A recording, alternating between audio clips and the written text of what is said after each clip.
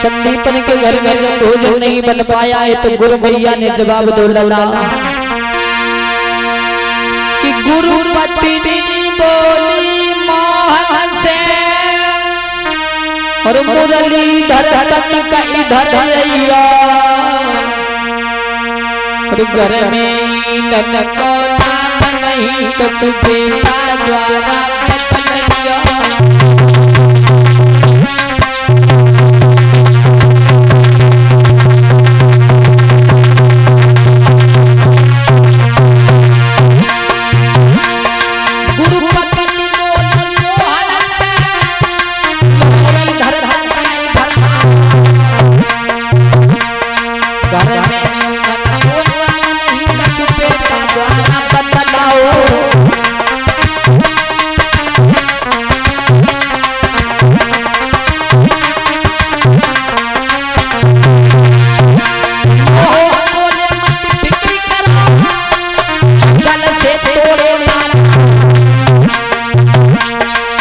चक्र सुदामा सका मेरे संध्या लौटाता हूँ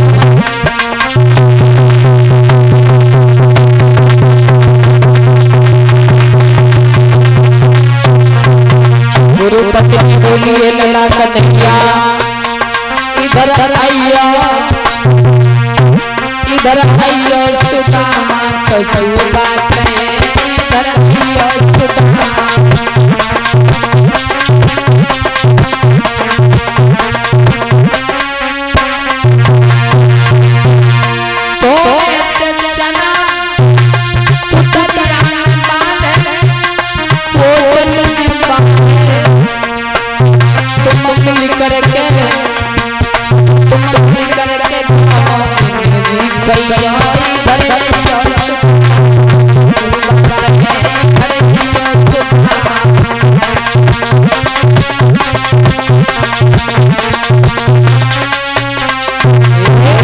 जवाब दिया बेटा तुम जंगल में चले जाओ जंगल से लकड़ी लेके आओ और जंगल में जो है ठहर मत जाना बहुत जल्दी आना। तो इधर सुदामा चले भगवान कन्हैया के साथ जंगल में पहुंचे एक वृक्ष पे चढ़ गए। सुदामा नीचे लकड़ी बीनने लगे भगवान तोड़ तोड़ के गिराने लगे हैं।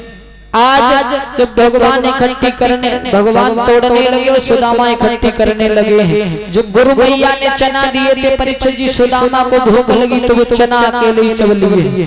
कन्हैया ने पूछा क्या कर रहे हो तो जवाब दो है ठंड की वजह से मेरी दांती बज रही है, इतनी तेज बारिश हो रही है, हवाएं चल रही है। सुदामा झूठ बोल गए। परीक्षित जी एक बात ध्यान रखना भगवान ने सुदामा को श्राप नहीं दिया था। भगवान श्राप हारी है श्रापकारी नहीं है। श्राप किसने दिया था? जो चना जो है सुदामा को दिए गए थे वो चना ही श्रापित थे। एक बार एक बूढ़ी मैया उन चनों को लेके जा रही थी, रास्ते में 4 चोर आ रहे थे तो देखा है चोरों ने मैया कुछ पोटली में लिए जा रही, वो तो ये समझे इसमें माया है। चोरों ने वो चना छीन लिए जाके साहूकारों की दुकान पे बेच लिए। उस बूढ़ी मैया का पुत्र खेत में हल जोत रहा था तो बूढ़ी मैया के जो है हृदय से आह निकली, मैं अपने पुत्र के लिए चना लेके जा रही थी, मैं इतनी गरीब हूँ, जो इन जो है चनों को खाएगा वो हमसे ज्यादा गरीब हो जाएगा। तो वो चना ही श्रापित थे। समय के अनुसार सुदामा ने और भगवान कन्हैया ने गुरु संदीपन के यहाँ पर लोगों 64 दिन तक जो है विद्या को अध्ययन किया है।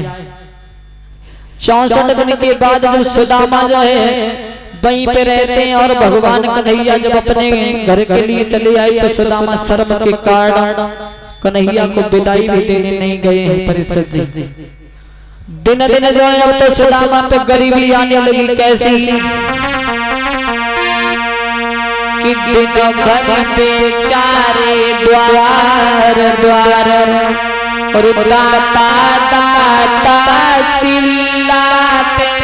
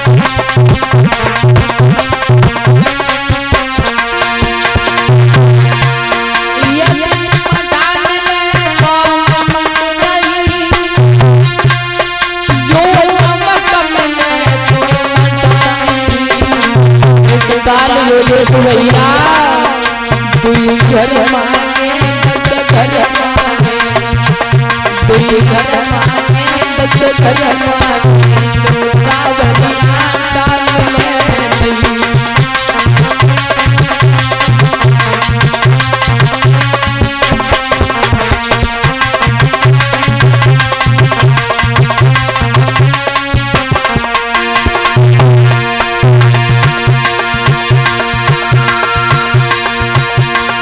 पता हो दिन की कातरिया का पता हो दिन की कातरिया भैया काटे से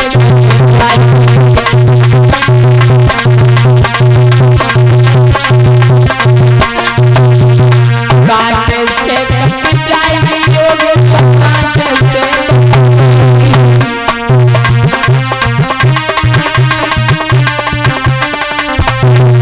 पता छोड़े दिन की कातरिया भैया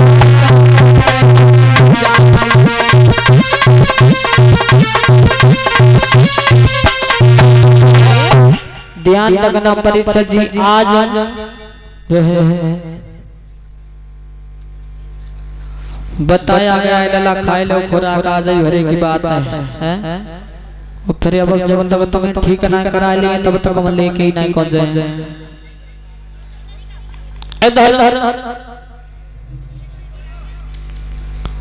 जवाब दो के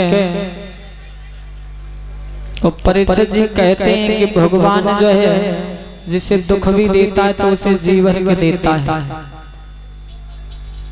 परीक्षित जी अपने जीवन का मैं तुम्हें क्या बताऊं, मेरा जीवन में इतना बड़ा हो गया हूं दुख के सिवा कभी सुख में नहीं बीता।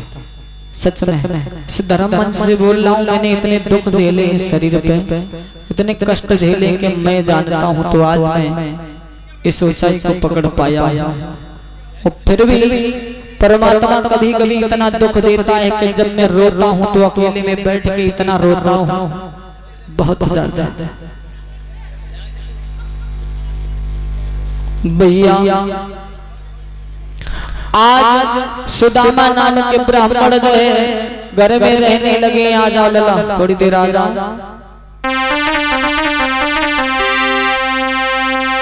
बताया तो यहाँ तक जाता है लोगों। एक दिन सुदामा जी लेते हैं तो भामिनी ने जवाब दिया, सुशीला नाम की पत्नी, और बोली महाराज हम और तुम इतना भजन करते फिर भी परमात्मा हमें तुम्हें दुख क्यों देता है। तो सुदामा जी बोले प्यारी सुनो कि हम गुरुकुल में पढ़ी रहे, हम गुरुकुल में पढ़ी रहे, कृष्ण मेरे सहपाठी गुरुकुल में पढ़ी रहे।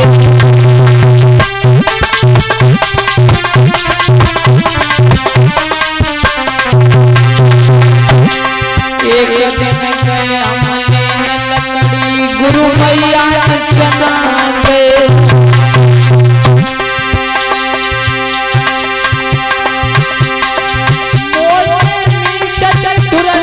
प्यारी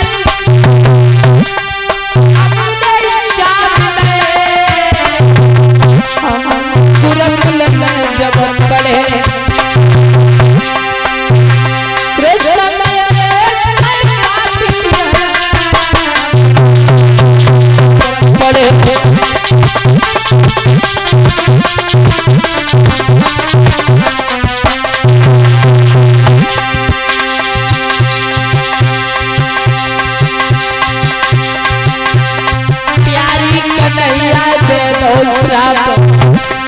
गोर समरिया दे दो श्राप, बाइक न गरीबी आई गई है,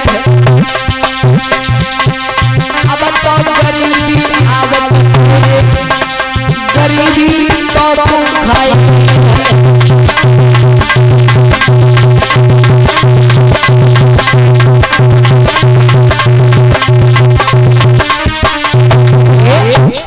ध्यान रखना लोगों, आज कन्हैया की बात जो बताते हुए बोले तो भामिनी ने कहा महाराज श्याम तुम्हारे बचपन के मित्र हैं। बोले हाँ।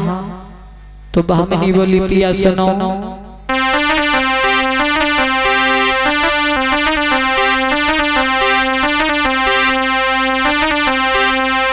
कि जाति भामिनी नारी रे मेरे पिया द्वारिका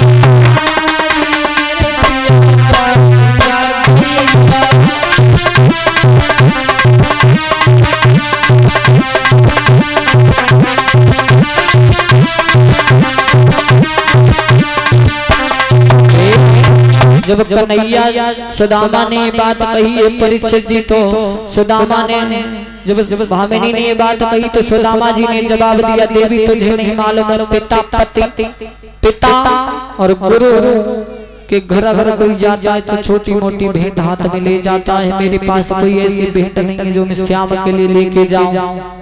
तो 22 समय पे परीक्षित जी ध्यान रखना बताया गया है। भामिनी जब मांगने गई है तो इधर उधर से थोड़े कन चावल लेके आई है, उनको फटके हैं और फटकने के बाद जो सुदामा जी को दिए हैं तो सुदामा जी लेके चले हैं आज वो चावल।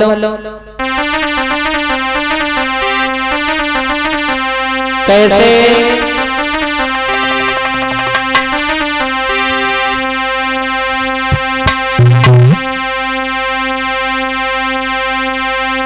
कि सुदामा जाई रे डगरिया